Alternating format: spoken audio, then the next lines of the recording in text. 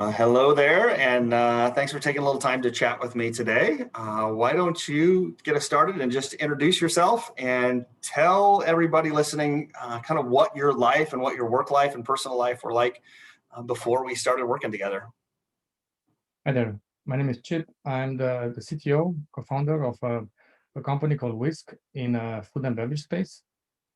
Um, I started working with GV because I felt that in my life there were too many action items.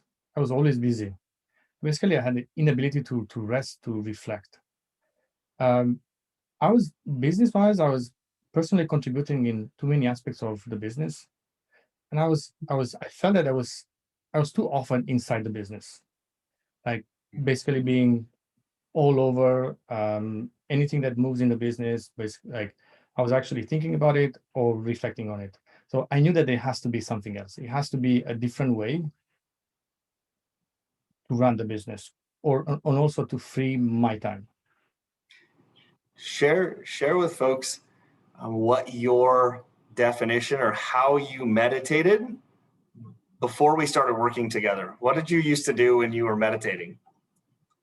As an entrepreneur, I kind of get pleasure by being active. Like I mean, doing. And like you say that you don't have a private life, and you always like work is with you because you sleep with the problem, you wake up with the problem. Now, my mind was so busy that even while meditating, just to shut my mind off, I was actually had to write the ideas because otherwise my mind was not stop bugging me. So just basically meditating, and just anytime there is an idea, I was just writing it down and say, okay, it's there, it's written. Now I'm moving on. But the thing is that they were non-stop coming, those ideas. So it's it was just it was in a sense it was addictive, Mm, and but he was like invading my own peace and clarity of mind. yeah, that's great. So, how would you describe what has happened over the past couple of months? So after talking with UGV, I realized that I needed help. There has to be a different approach, and you being a mirror, and basically showing me the way I act allow me to make small changes and small adjustments, and kind of see myself from outside and see, okay, is it the way I am right now? Is it the way I want to be? And with my small changes, and luckily I have a very strong team, a very strong company. My partner is there to support me.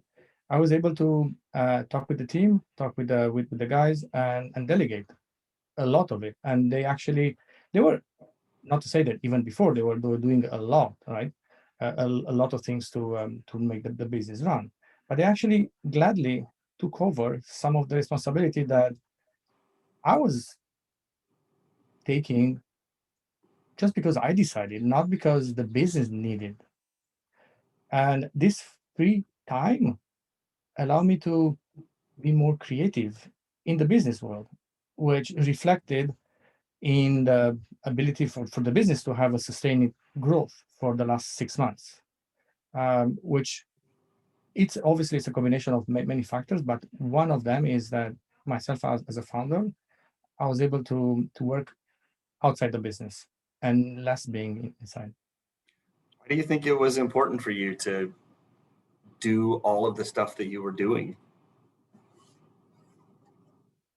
Doing all the stuff that I was doing was not important. It was something inside of me that needed that, the constant activity, but the business did not require for me to be so busy.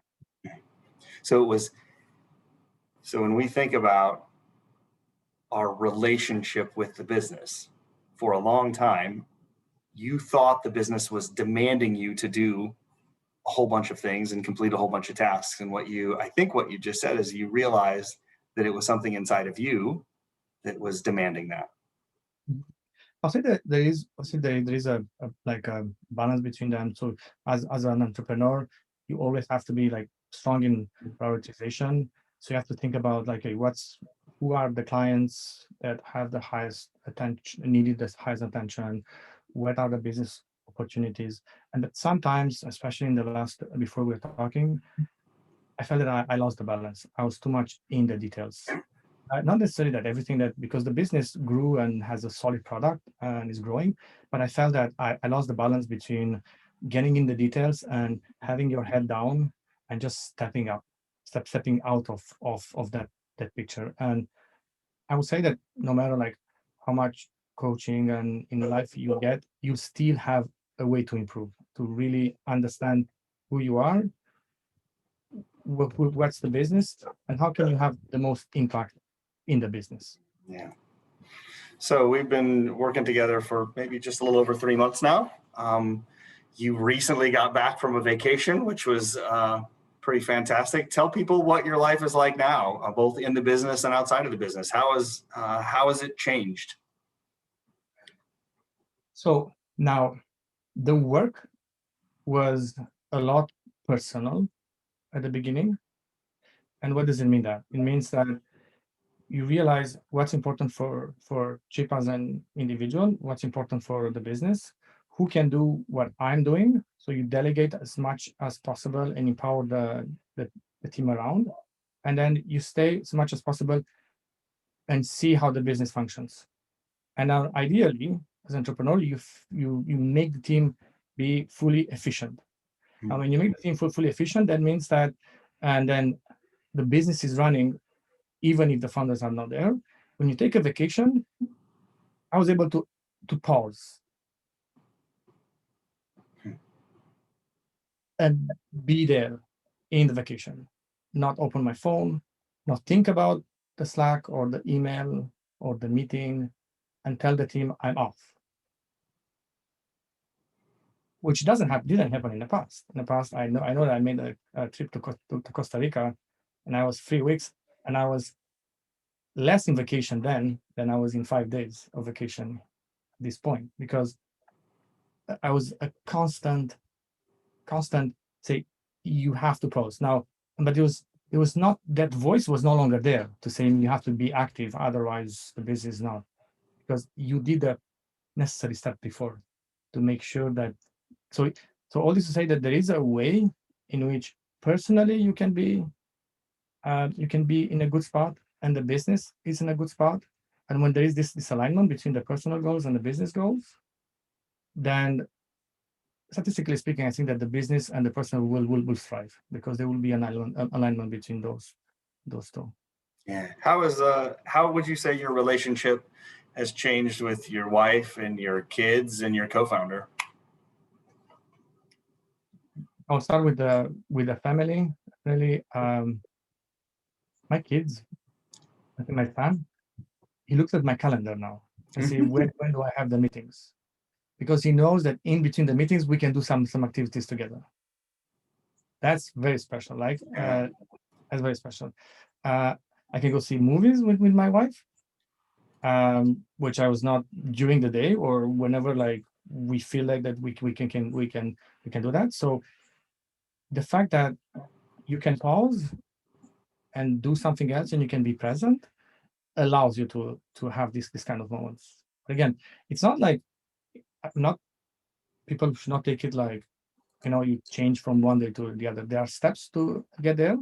Obviously, you have a business. It's just micro changes in order to get this done. And the relationship with my founder, being open and vulnerable about my limits. I had a kind of like a I can do anything approach, but now I say there is some like what I am, what I'm doing, and what are the things that I need help with. And then this being open with my co-founder about the limits, about what's achievable, what's not, and being very transparent, dramatically improved the relationship with my partner, Angelo. Would you say that vulnerability has been a strength or a weakness as a part of this process? Definitely, it's a strength. Hmm. We all have limits as an entrepreneur, as humans. We have only a limited view. We have our own view, which is completely different from the other one, for the other person, and then showing your lack of understanding or your point of view um, can only be beneficial. What would you say the one biggest, maybe the most impactful change that you have seen as a part of doing this work? I briefly mentioned it. It's the ability to pause, Mm. to tell the mind, now I'm doing something else. I am outside walking or swimming, and I'm here. I'm not in the problem from the past or in problem in the future. I'm just here. And that one alone, it just allows you to, because if you're always in the future and you're never in the present, so that means that you're never living, right? You're always expecting something else. So if there was somebody on the fence about either maybe doing some coaching work individually or coming on the Founders Thriving Retreat, if they were on the fence, what would you tell them today? It's that you, GB, you'll be their mirror in the same way that I can only project my image outside, project myself, but I can never see myself. Mm. And there will be nobody. Usually, like as entrepreneurs, we don't have that mirror. We don't people to tell us, okay, it's not that you will tell me what's wrong or right. You tell me this is what I see right now. Is this what you want? Because I don't see like you people. I will people don't necessarily give you feedback like that, right? Because just open feedback or like without judgment, right? And being a mirror and seeing myself, I was able to make those adjustments. So that alone had a big impact in my actions that I took after that. Yeah.